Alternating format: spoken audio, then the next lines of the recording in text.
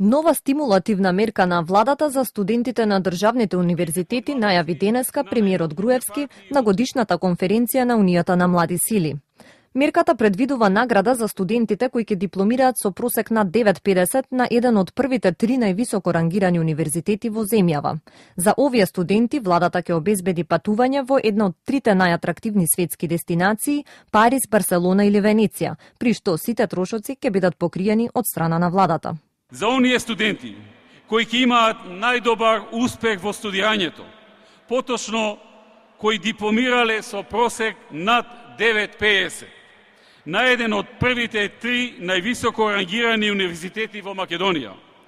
Владата секоја година ќе обезбеди наградно патување со авион во една од трите најатрактивни дестинации – Париз, Венеција или Барселона, со целосно покриени трошоци за авионски билет, хотелски трошоци и исхрана.